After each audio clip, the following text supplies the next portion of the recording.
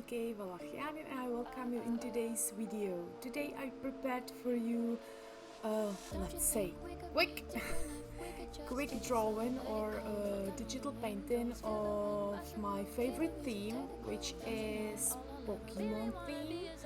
And today we are going to do a certain couple from the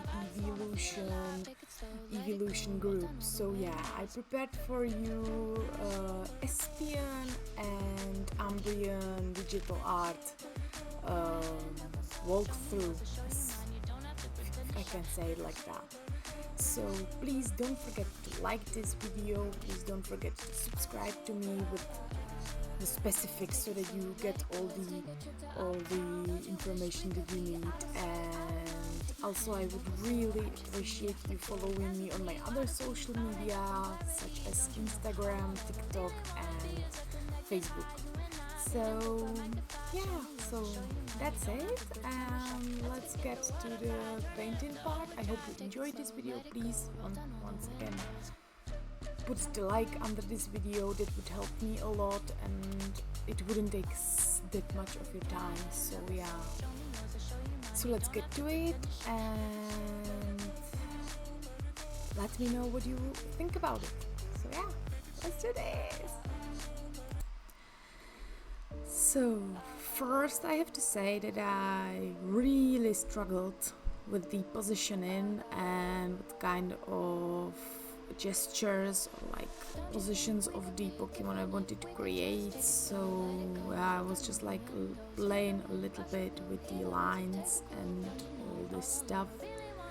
So first I have to create a certain shape. I use peppermint brush from Procreate set and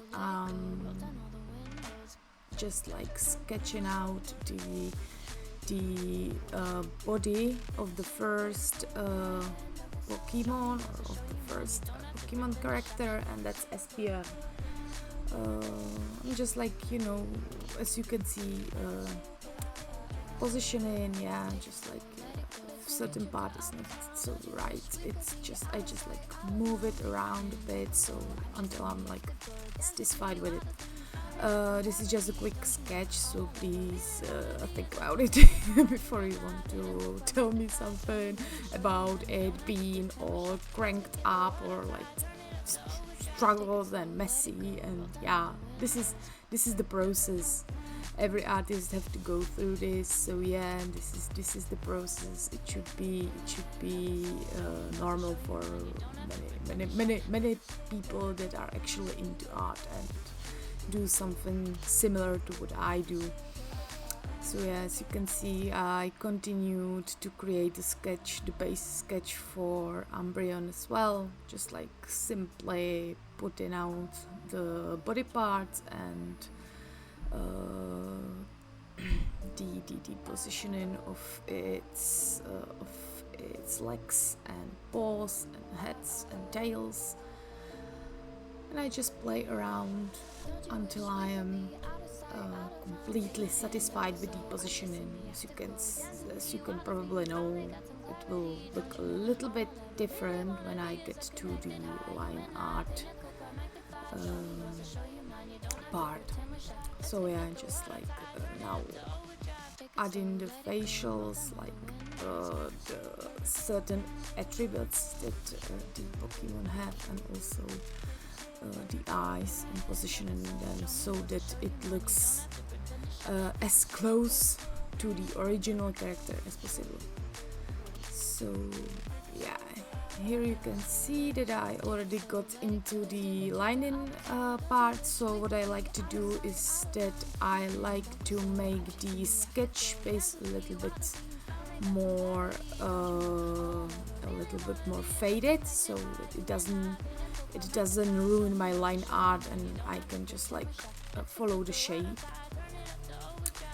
And yeah, just like adding more details when doing the line art. And also, as you can see, if I'm not satisfied with anything, I just go back or use the rubber tool to delete it.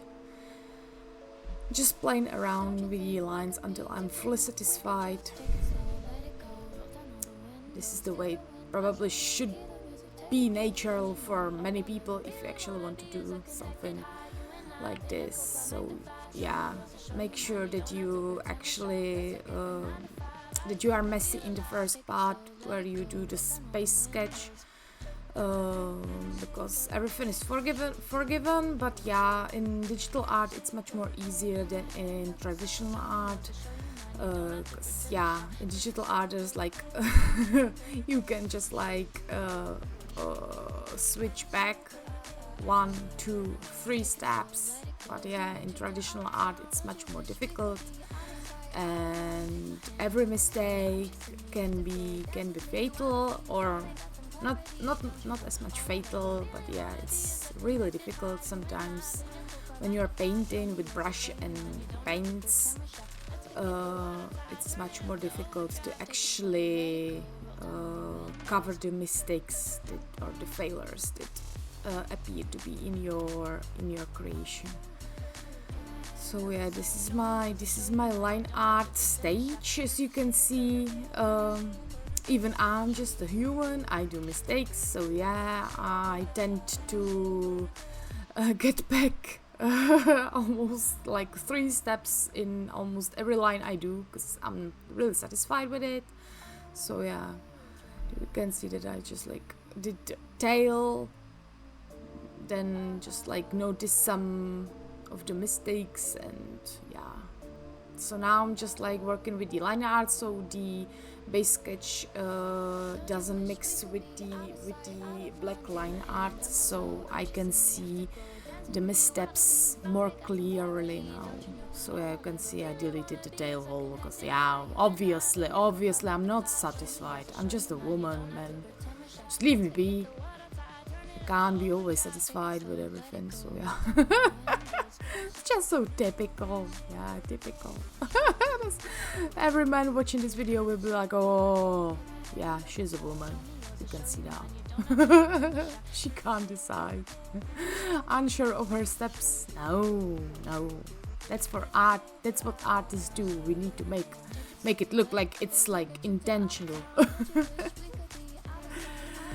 So yeah, here you can see that I'm adding some of the Umbreon attributes. It's like the golden rings on his thighs. Like you can say it's like above the elbow, yeah, somewhere in that, and on his forehead as well. Also his ears and his tail has the rings around it, so yeah, I'm just like sketching it out with the line. Now I use a tool that's I don't really know what it's called. Yeah, but it really helps me when I want to fill a certain part with color. So yeah, I just do the line art all over again, and then filling it with color. Not always is it like perfect, so yeah, I tend to get back and fill in the blank spaces so that the character is like fully colored in. I like to use different colors. It has a reason to it, and maybe some people do it, maybe some don't, but it helps me to see the blank spaces, and also if I like do not keep my brush stroke like in the line art, then like deleting anything that's like overdrawn, like, out of the space that it actually should be in. So yeah, so this is why it's done. So you can see I'm using like dark purple, dark blue, purplish colors to see if there's any blank spaces, just filling it in as I'm going. This actually is really fun, because now this is the best part that I actually love, and it's the coloring in part. So I've chosen a base color which is like a lighter purplish pinkish color. That's typical for Espeon, and then I've chosen a little bit more darker color color, to create some shades. As you can see, it actually brings out the character a little bit more. So yeah, I really do think that everyone should like learn about the lights and shades and how it works if you're actually doing something similar to this. And when I'm satisfied, I usually stop at this stage, but yeah, I wanted to make this a little bit more different, so yeah, I just like used a slightly more lighter color, purplish pinkish one, and I just created the highlights almost all over the edges of the Espeon character Pokemon, and I was actually really satisfied with it because it's like it makes it more, it does give it a little bit more of the fantasy feeling. So yeah, and that's what we were aiming for in this art, so I hope I achieved it. Please let me know in the comments if you think so or if you don't. Thank you. And then I got into the Umbreon.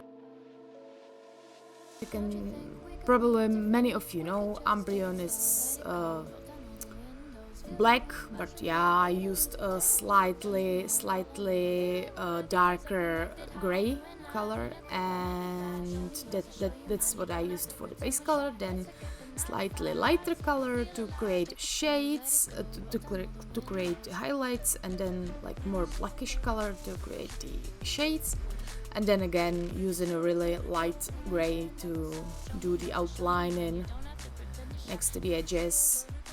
I was really satisfied with it, and with the look of it, it just like makes it more juicy, and yeah, that's what I like. I just like to experiment as I go. So yeah, this was the base sketch, and now I'm getting into the attributes, specifically into the Umbreon yellowish rings he has on his fur or like body. So I'm just like filling out those rings and creating the base. This was a little bit tricky.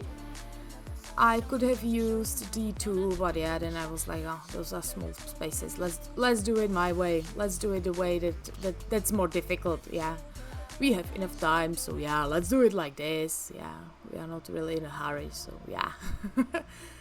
So when I fill it in, I actually thought about duplicating this layer and then using a gradient tool to actually create the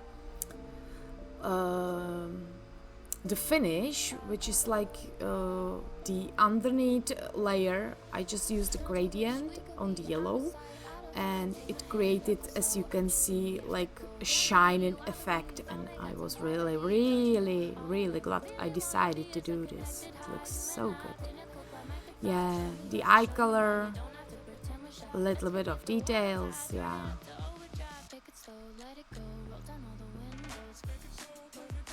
This is something I really do enjoy, and yeah, just the coloring part, it's like there's not many things that can go wrong if you do understand a bit of like a color theory and shades and lights. So yeah, I was just like deciding on what color to use. With which color would I be satisfied? Yeah. Espeon has a little bit more bluish inside of his ears, so yeah, I decided to go with this color. And then I filled in the gem that Espeon has on his forehead. It's a bit more pinkish reddish, so yeah, I went in with the same red I used for Umbreon's eyes, so that they would like go together well. Yeah, and then like the shiny part, I do love this. I love creating like the gems and stuff like that, like the glass effect. That's what I like. And yeah, the next part I got to was this eye color, which is a little bit more tricky with Espeon because he doesn't have like typical typical eye color. So yeah, he has like little moons in his eyes. So yeah, as you can see, I created those shining things around it as well, so it looks a little bit more deep and lively. So yeah, that's it. Thank you. I hope you enjoyed this video, and please, once more, don't forget to subscribe to this channel and like this video if you really liked it, or if you have anything to tell me, please leave a comment, and I will leave a link to my other social media such as TikTok, Facebook, Instagram and Twitch, where I am almost every day live playing games or doing some art. So yeah, I would love for you to come and watch me and have fun with me while I lose my mind while playing games, or when I get chilled and relaxed while doing some art. So yeah, that's it for today. Hope you enjoyed it, and please let me know what you think. So peace and love, and see you in the next video.